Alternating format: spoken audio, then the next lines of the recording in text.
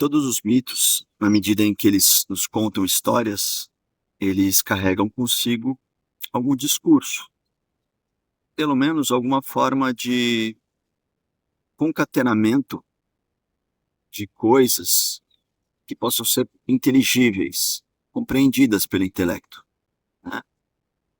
Esse pensamento, ele é feito através do que os gregos chamariam de logos. Logos, a gente traduz por razão, por raciocínio, por lógica, por entendimento, compreensão, cálculo, argumento, discurso, palavra, verbo. Depende do contexto, né? Depende da, da melhor apropriação. Aqui a gente vai pensar um pouco sobre essa polissemia desse verbete imenso da palavra grega, logos, que é tão importante, inclusive, para o nosso vocabulário, né? A palavra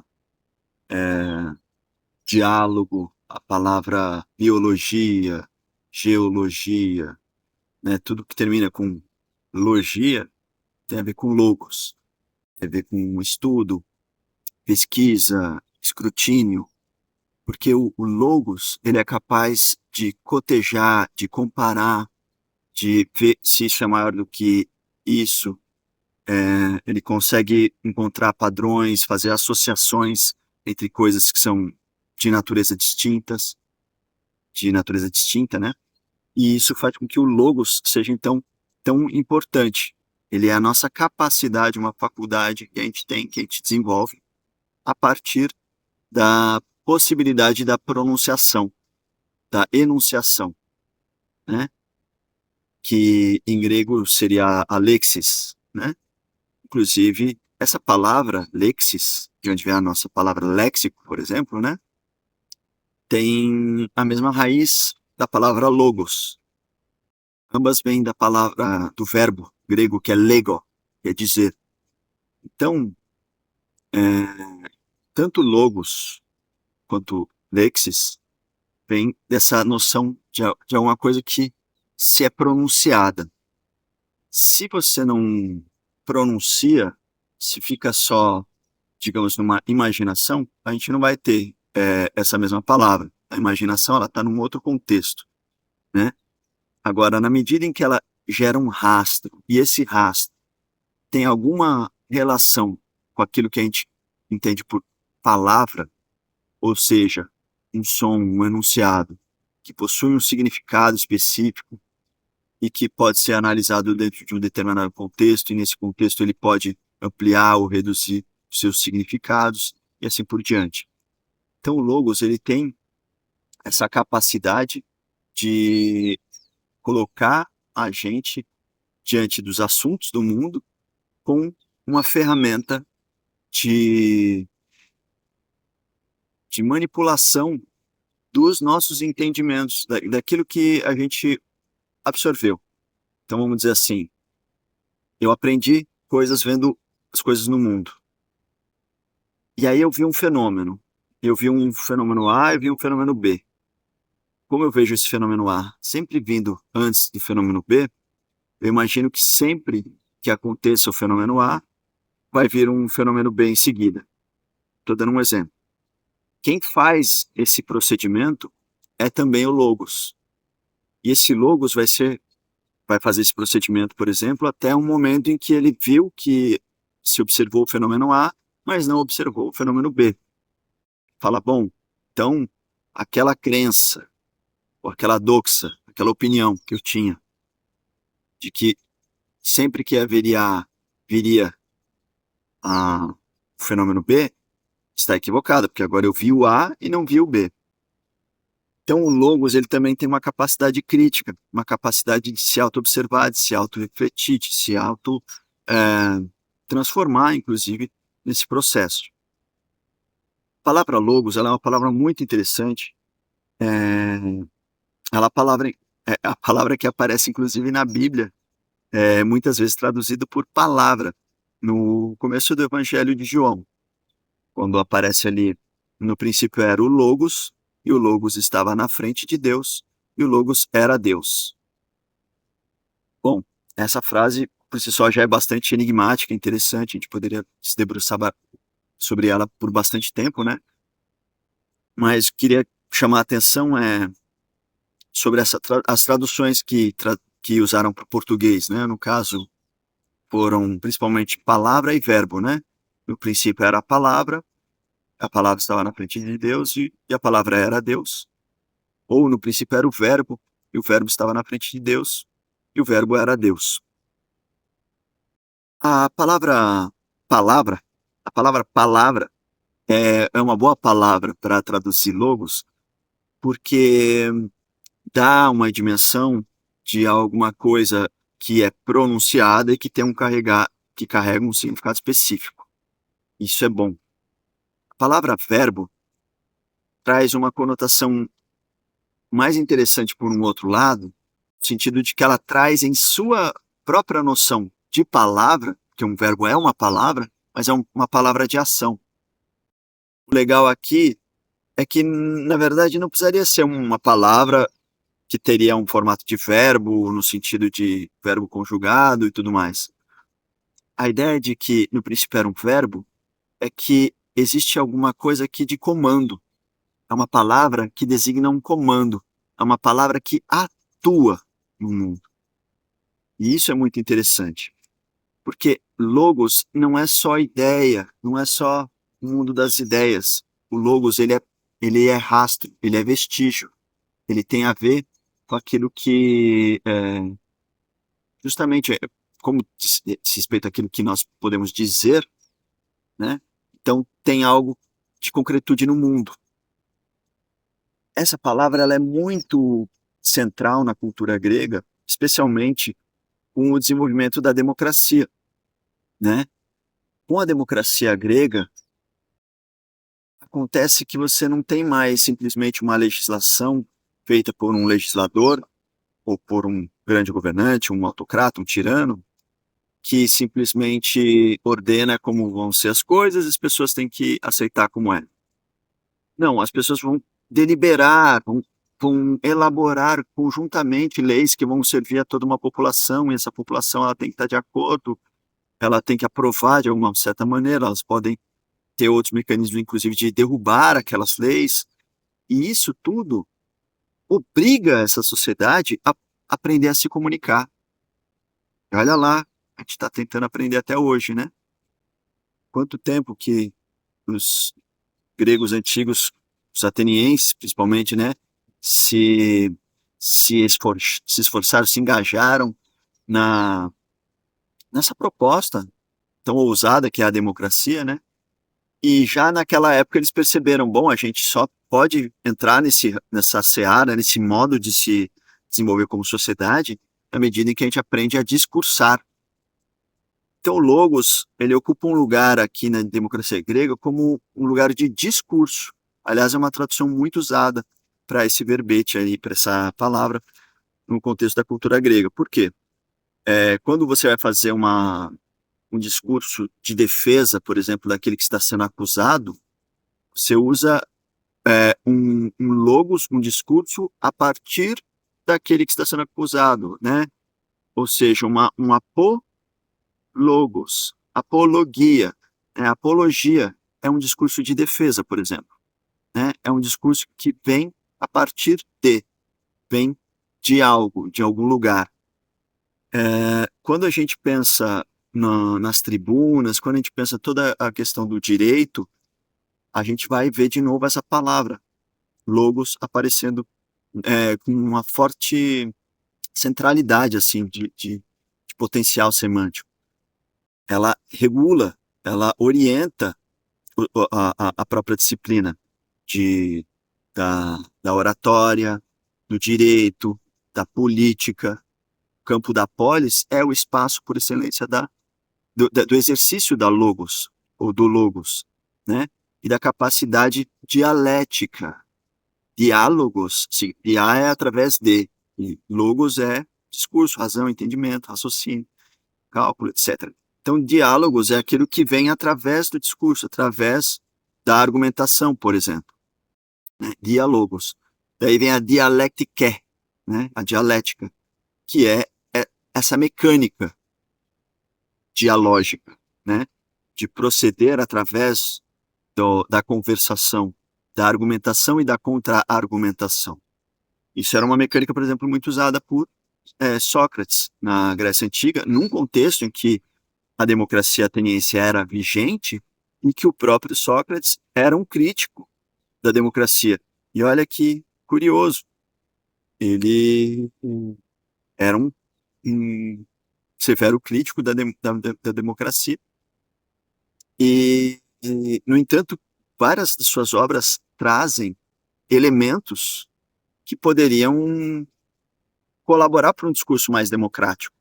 A gente poderia pensar, por exemplo, em Mênon, de Platão, como um grande exemplo, por exemplo, em que o Sócrates, para provar que o logos é universal, que não pertence só a uma aristocracia, por exemplo, mas a todo ser humano, ele convida um escravo a deduzir o teorema de Pitágoras. Então, com isso, ele consegue... isso é uma verdadeira revolução do ponto de vista do pensamento e da epistemologia, a gente conseguir entender de uma maneira bem demonstrada que uma pessoa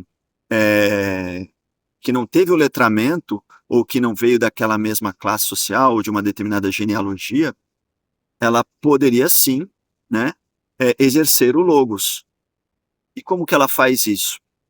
Aí, segundo o próprio Sócrates, ele vai ter a concepção dele da maiêutica, né, que é o parto, né, parir as ideias, o seu conhecimento, o saber já está dentro de você, eu só preciso extrair de dentro de você. Bom, esse conceito de logos, ele aparece nas narrativas a partir do momento que a gente consegue reconhecer o que aquela narrativa está nos contando. Cada narrativa ela tem um propósito, ela conta uma história, mas ela também conta uma história por detrás. Tem uma história ali, vamos dizer assim, o que é o texto, né? E a gente pode pensar também no subtexto, aquilo que está para além de um entendimento mais superficial. Este subtexto, seja ele percebido ou não pela audiência, ou seja ele conscientizado pela audiência ou não, ele é efetivo, né? Ele cumpre o papel aquilo que algumas pessoas chamam de subliminar, por exemplo, né? O que é o subliminar? Subliminar é uma mensagenzinha, um pedacinho de texto que não apareceu totalmente nas linhas, mas nas entrelinhas, né? Está ali e induz a pessoa a uma determinada conclusão. Isso pode ser muito legal para você criar uma narrativa quando você, por exemplo, cria ou induz, por exemplo, o seu espectador a um erro de cálculo para que ele comece a achar que o culpado da situação é tal fulano, é tal personagem, mas na verdade é ciclano. Você está querendo ocultar isso dele. Você não está dando pistas falsas. Você pode dar pistas falsas, mas é bom que você dê pistas boas, né? Agora, o mais legal é que você consiga fazer com que a sua audiência tenha dentro do seu pensamento lógico a criação do que o Aristóteles vai chamar de silogismo, né? Ele vai falar assim, bom, o seu espectador, ele vai falar, bom, se ele estava lá na casa de Ciclano não estava em casa, mas ele estava, ele pegou a coisa, e aí ele fugiu.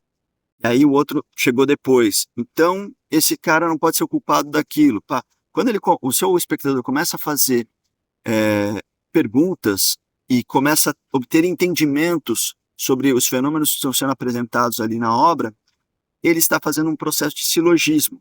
Silogismo, a rigor técnico da lógica aristotélica, são basicamente 3 proposições, é um formato básico de um pensamento lógico a partir de 2 proposições, gerando uma terceira. São 2 premissas que geram uma conclusão.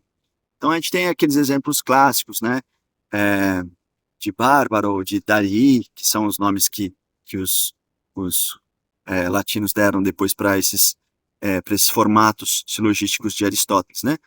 Então, todo homem é mortal. É, to-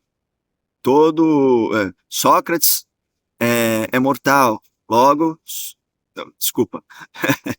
Todo homem é mortal. Sócrates é homem. Logo, Sócrates é mortal. Isso é um Darii clássico, né? Ou todo homem é animal.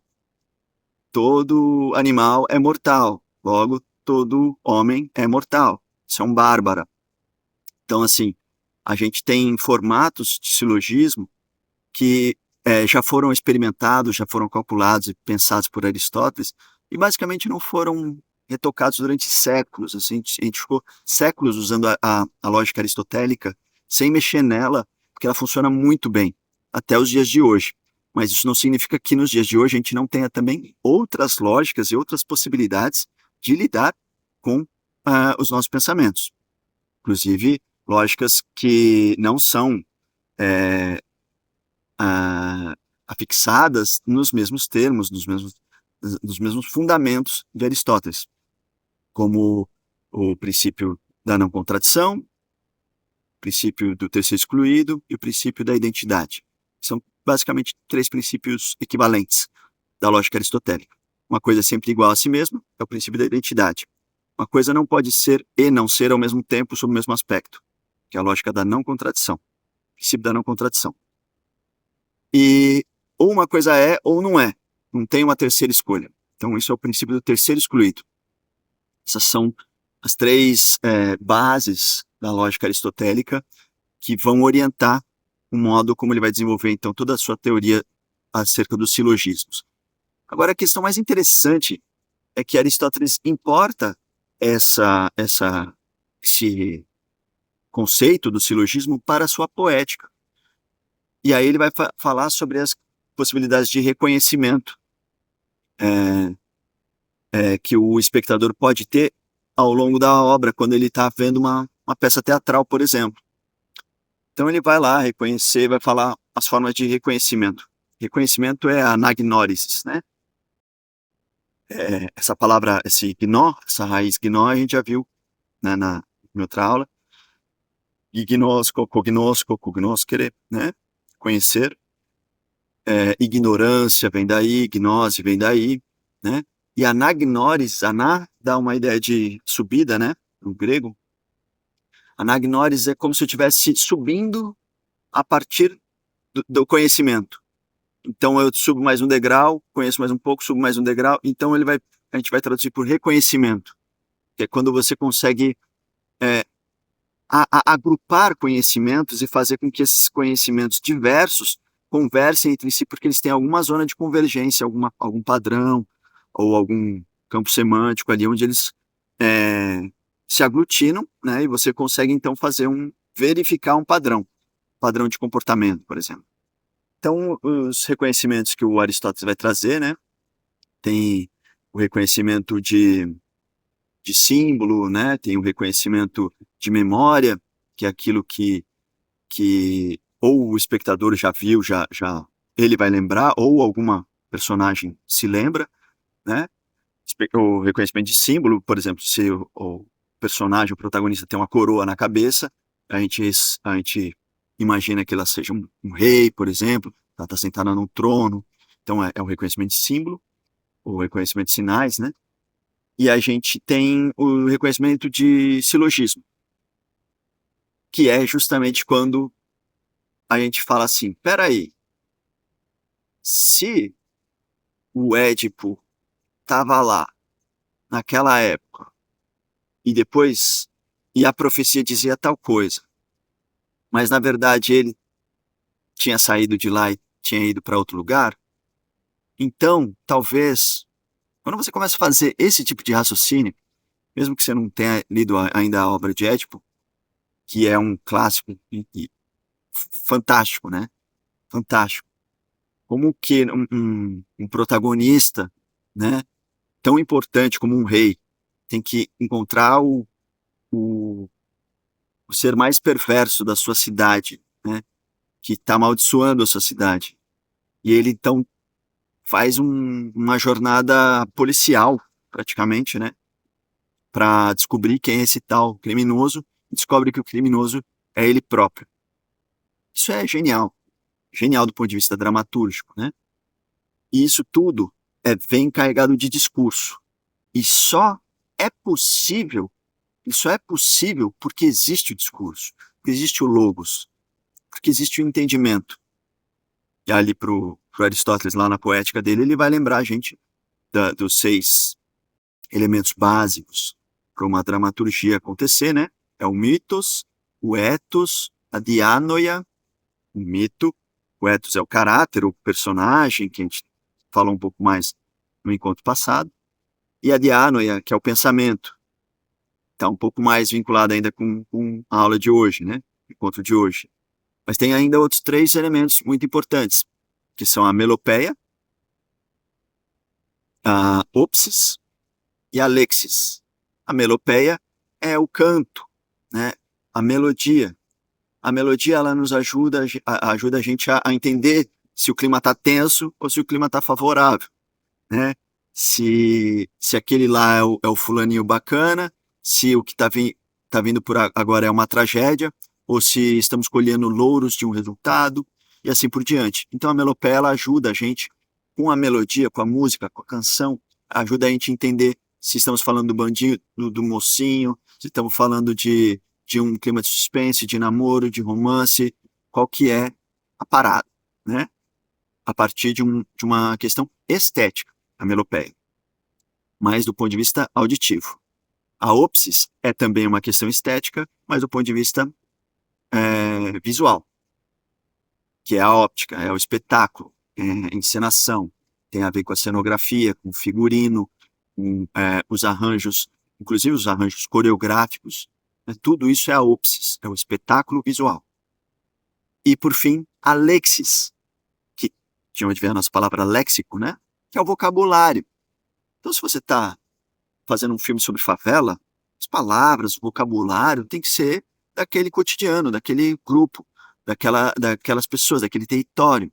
Se você está falando sobre um ambiente empresarial, tem que ser aquele léxico. É um ambiente de tribunal, de justiça, é aquele vocabulário. Você vai ter que se inteirar e colocar na boca dos seus personagens aquele tipo de palavra, certo? Essas palavras, elas ajudam a gente não só a localizar, a contextualizar, mas também a compreender o destino, o sentido do próprio discurso.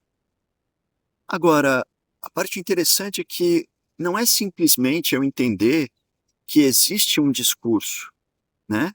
Mas entender que o mito, na medida em que ele conta uma história de transformação de algo que não era e que veio a ser, ou de algo que era e deixou de ser, né? Essa transformação mítica, ela já carrega um discurso que eu preciso contar para alguém, para que ela exista, né? Para que exista enquanto mito, né? Um mito é uma fábula, uma história que precisa ser contada. Então ela já pressupõe o logos para poder existir, né? Tanto é que o logos veio antes do mitos, né? Segundo o Evangelho de João, né? O logos veio antes de tudo ali. Só tava ele e Deus no começo. Então, o mitos ele vem depois, né? O mito é a nossa capacidade de falar, de narrar aquilo que aconteceu de maneira misteriosa, que a gente não viu, ninguém viu, né? E mesmo que um viu, não viu tudo, viu o que ele viu. Quando você viu uma coisa, você é a testemunha, você é testemunha da sua experiência. Você não é a testemunha objetiva do que efetivamente aconteceu em todos os aspectos. Você consegue analisar, claro, um padrão, um certo campo, né, um certo escopo de fenômenos objetivos que a gente poderia analisar, poderia comparar com câmeras, com coisas, enfim, desse tipo de natureza, por exemplo, né? Se for, por exemplo, um testemunho policial, né? Agora, jornalístico, etc. Agora, ainda assim, quando esse testemunho vai vir em forma de narrativa, gnarus, o dar a conhecer, ele vem sempre a partir de um recorte. E esse recorte, ele está absolutamente entranhado, vinculado à experiência subjetiva daquele que conta. Aí lembrei agora do Rashomon, do Akira Kurosawa, que é aquele filmaço, né, que tem diversos pontos de vista também sobre uma questão de um julgamento. E cai uma dica interessante para a gente pensar também, e aprofundar esse pensamento. O legal de o logos, de pensar o logos numa estrutura mítica, é justamente observar que se eu quero, então, defender uma perspectiva, por exemplo, eu quero defender a reforma agrária. Tenho isso como uma pauta. Sou um cineasta, quero fazer um filme, e eu acho que a reforma agrária é importante. Puxa, os Estados Unidos fez reforma agrária no século XIX, Inglaterra fez reforma agrária, Alemanha fez reforma agrária, Itália, Japão, Alemanha, sei lá, todos os países capitalistas fizeram reforma agrária, mas eu acho que aqui no Brasil a gente ainda não fez, e acho que sou um cineasta e quero trazer esse debate aqui para a gente pensar uma forma de regulação fundiária e desenvolver um pensamento crítico das pessoas. Ótimo. Como que eu vou fazer um discurso a partir de uma narrativa?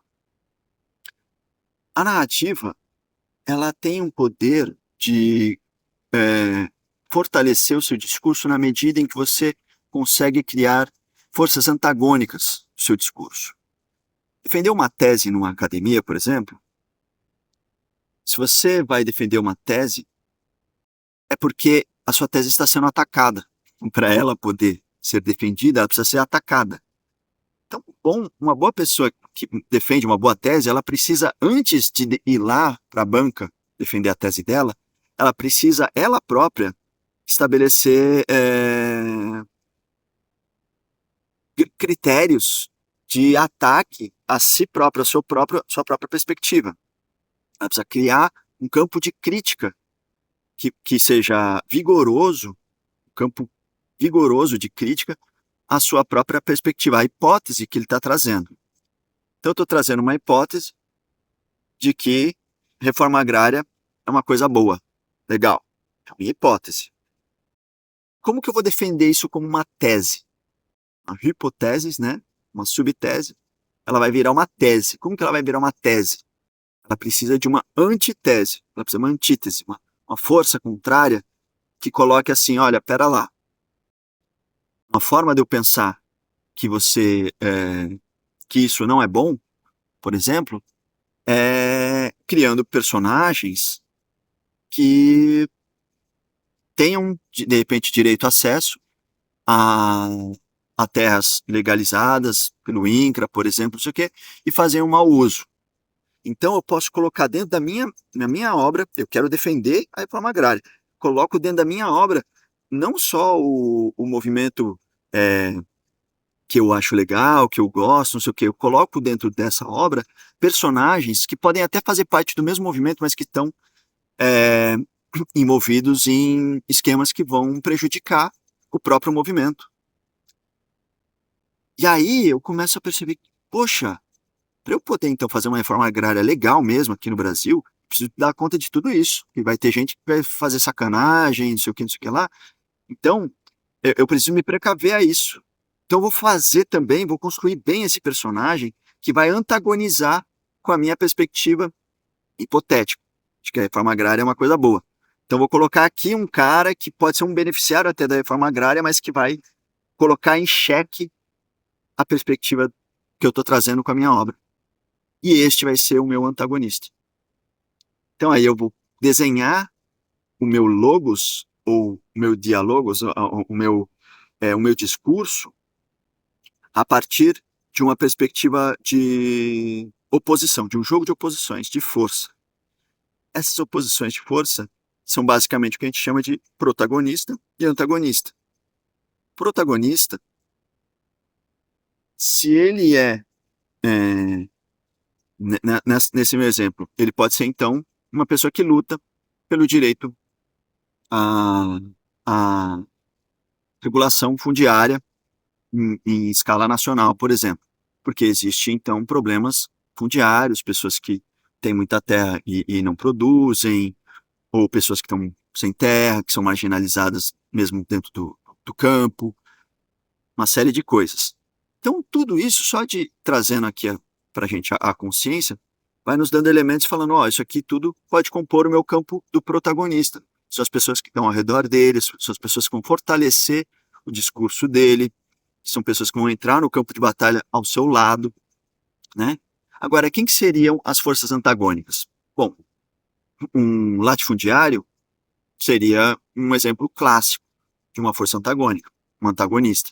Eu poderia pensar nesse latifundiário, é, bem malvadão, né? Então ele já sonega imposto há muito tempo, a fazenda lá está abandonada há muito tempo, papapá, papapá. E aí, o que acontece? Ele se torna por mais que ele tenha muita força, de repente ali no, num poder judiciário, né?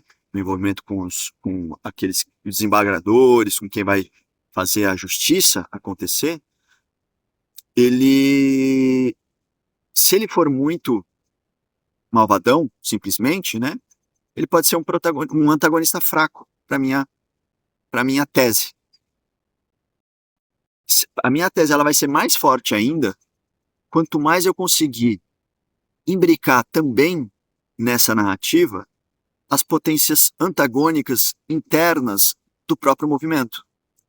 Então, eu vou pensar em pessoas que estão dentro do movimento, mas que trazem ali contradições. E não necessariamente pessoas que sejam más. Podem ser. Podem ser pequenas corrupções, podem ser pequenos desvios, pode ser uma ignorância, pode ser uma pessoa que está desesperada por alguma coisa e faz, no desespero, sabe, entrega um aliado e faz uma coisa, sabe, desesperada. Então você vai ter que fazer esse cálculo. Tudo isso que você colocar no seu cálculo, você está calculando, está colocando no seu discurso. Isso já está se tornando narrativa.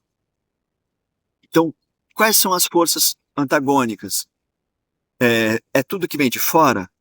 É só o latifundiário, é o poder judiciário, é tudo mais, é o poder executivo daquela região, não sei o quê? Ou existem também forças antagônicas internas?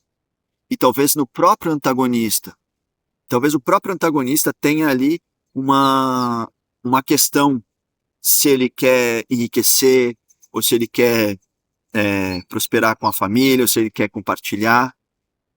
Então, tudo isso vai enriquecer o seu discurso, problematizando, trazendo nuances, sem simplesmente preto no branco, né? Ah, isso aqui é bom, isso aqui é ruim, isso aqui é legal, isso aqui é feio. Não, você começa a criar camadas de reflexão. Até para quem é sociedade, assistir e falar, olha, então se a gente for fazer uma lei, a gente tem que pensar nisso, nisso e mais aquilo. Não basta simplesmente assinar isso e legalizar tal coisa, né? A gente problematiza, e esse é o poder da arte. A arte, ela tem esse poder. Então, quando você cria uma dramaturgia, por exemplo, de uma certa maneira você está fazendo isso. Você está criando o primeiro momento da história para apresentar uma hipótese, para apresentar se houvesse um lugar onde uma pessoa tal passasse por tal desafio, tivesse tais ferramentas e fosse encarar buscando tal solução, o que aconteceria? Você começa a criar, então, isso é uma hipótese, né?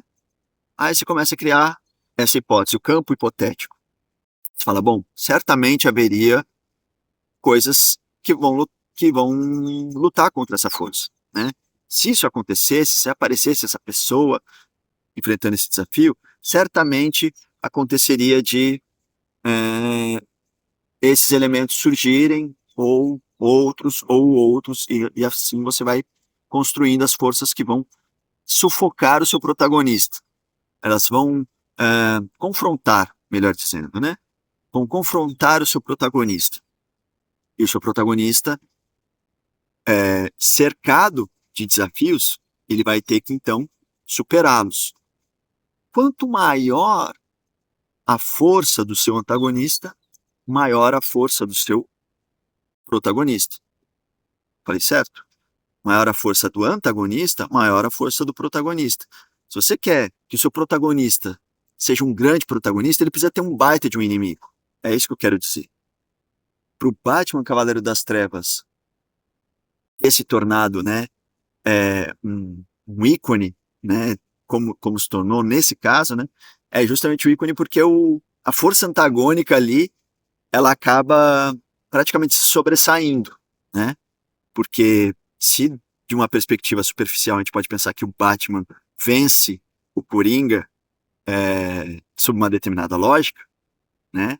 A verdade é que o Coringa ele escancara as contradições do Batman até um limite de você perceber que aquilo é pura maquiagem, pura hipocrisia, que aquilo que ele é o mascarado, né? Que o Batman é o mascarado, que ele não que não atua totalmente na verdade, né?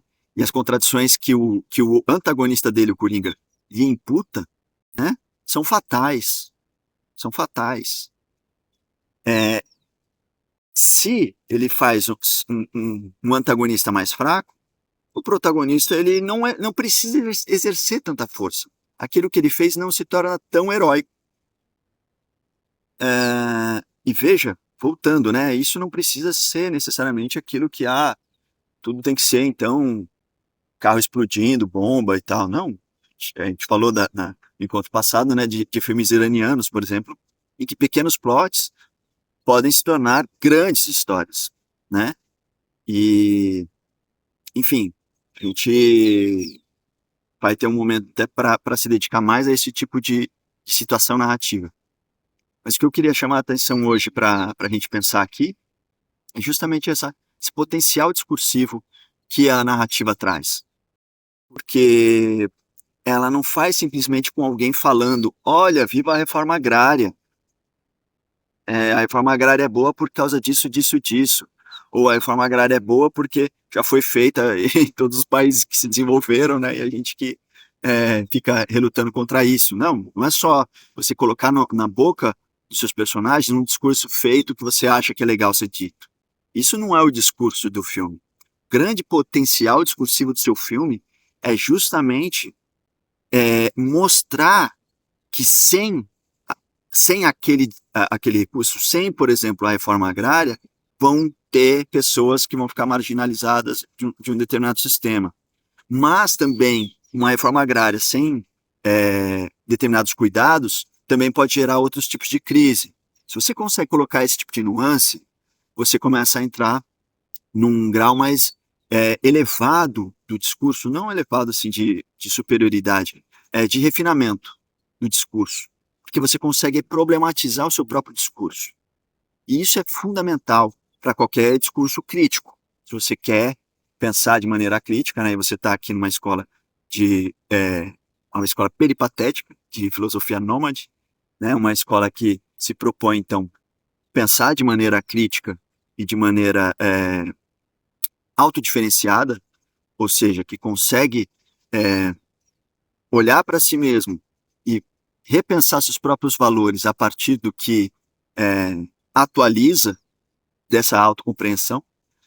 Então você precisa atuar com um espírito crítico, né? Se você vai criar uma obra narrativa com esse espírito, você precisa então criar mecanismos críticos ao seu próprio discurso, não simplesmente ao discurso que você quer combater. Você precisa criar mecanismos contra o seu próprio discurso. Porque aí você consegue mostrar o quanto a sua perspectiva efetivamente é irrefutável ou não. Porque é a oportunidade que você tem de bater no seu discurso e falar assim, ó, onde que tem falhas no meu discurso? Aqui, aqui, aqui, aqui. Vou fazer cada personagem aparecer para marcar, ó, check, check, check, check. Apontei, fiz todos os meus antagonistas apontarem as falhas no discurso que eu quero trazer na minha obra.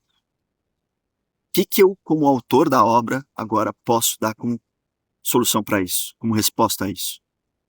Aí é o refinamento do discurso.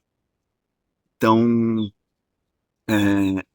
essa reflexão é só para a gente introduzir um tema que a gente vai abordar mais nos próximos encontros, né? Sobre o potencial discursivo dentro das narrativas, e aí pensando também sobre a questão da retórica, sobre ethos, pathos, além de logos, né, que o Aristóteles trouxe na sua retórica, que é o ethos, a gente falou no encontro passado, o lugar que você ocupa na sociedade. O logos que a gente está falando hoje, né, é o discurso, propriamente. Mas e o pathos? Pathos é a paixão, são os afetos, é aquilo que você instiga emocionalmente na sua plateia. E isso é fundamental para o potencial de um discurso.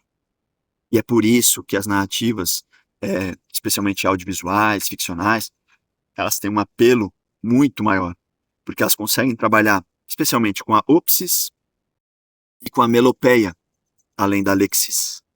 Ou seja, opsis é o espetáculo visual, a melopeia é o espetáculo sonoro, vamos dizer assim, e a lexis são as palavras. Então, além das palavras, meu amigo, minha amiga, você tem que se atentar para o efeito patético da sua obra audiovisual. Isso vai causar comoção nas pessoas, as pessoas vão chorar. Quando chora é mais profundo, né? Uma coisa que o envolvimento se torna... tem uma gradação aí, né? De envolvimento. Agora, é um tapa na cara que você quer dar? É um soco na boca do estômago? Cada efeito que você quer é diferente. Então você vai ter efeitos visuais diferentes, sonoros diferentes, léxicos diferentes. Mas tudo isso subordinado àqueles três pilares principais ali do drama, que é o mito, o ethos e a dianoia, o pensamento. Né? O mito, a história que você tem, então, o meu personagem ele é um cara que luta pela reforma agrária, blá, blá, blá, blá. Bom, o ethos, ele é um campesino, tal, ele vive aqui, ele vive marginalizado, não sei o quê, mas entrou para um movimento de trabalhadores que não possuem terra e que estão lutando pelos seus direitos ali e entrou num processo no INCRA, blá, blá, blá. Então, isso é o ethos.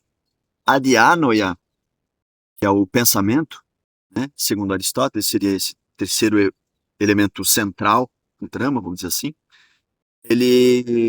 A dianoia, então, ela é a possibilidade, então, do seu público entender não só o que você está querendo dizer, mas entender também as escolhas dos seus personagens. Os personagens, eles falaram assim, bom, mas se a gente for ocupar a terra de fulano, eles vão fazer tal coisa.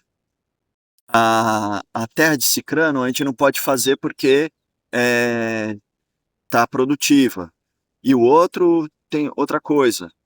Quando você está colocando isso na palavra dos personagens, os personagens estão trocando ideia, falando, pô, vamos fazer tal coisa? Não, eles podem descobrir isso, então vamos fazer tal coisa. Quando você coloca isso em palavras, isso tudo é o pensamento sendo exteriorizado. É o modo como o seu espectador entende como que seu protagonista veio a fazer tal escolha. Então isso também revela o ethos do seu protagonista e também ajuda a revelar o mito que você está querendo contar efetivamente.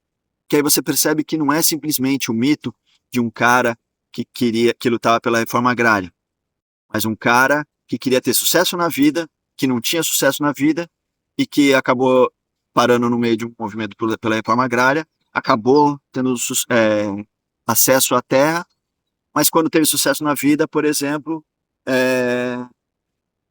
abandonou o movimento, traiu o movimento e fez as coisas por enriquecimento pessoal, por exemplo. Pronto, você já elaborou um sentido novo para o discurso. Vocês entendem? Então, a depender dos elementos que você insere, o que você deixa de inserir, que você suspende, você deixa de contar e conta só na hora certa, o que você conta antes, para já preparar o seu discurso, o que vem depois, tudo isso são escolhas lógicas, escolhas do logos, escolhas a respeito do seu discurso, do seu argumento. Então, essa é a reflexão que a gente tem aqui para o dia de hoje, para a gente não só melhorar os nossos discursos na obra literária, na obra de escrita que a gente for elaborar, narrativa, mas também para a gente ter maior atenção naquilo que a gente consome. Aquilo, inclusive das reportagens, porque as reportagens são narrativas, né? E elas também produzem discursos, né? Elas também têm logos ali por trás, né? E muitas vezes elas optam de ocultar, omitir determinadas informações e salientar outras. Às vezes nem são mentirosas, mas elas evidenciam coisas que são muito menos importantes porque estão querendo proteger um determinado político, uma determinada figura pública, etc., né? Então esse tipo de coisa acontece. E a gente precisa, então, começar a ter essa percepção crítica. Por que que essa pessoa que está construindo esse discurso, essa narrativa, mesmo num jornalismo, né? Essa narrativa que imputa fulano de tal, por que que ela omitiu tais fatos? Por que que ela não trouxe os outros fatos que são tão importantes para essa reflexão, para esse assunto? E por que que ela falou disso que é tão menos importante? Né? Então, tudo isso ajuda a gente a perceber o tipo de material também que a gente consome e também, claro, o material que a gente é capaz de produzir. Ficamos por aqui. Um grande abraço.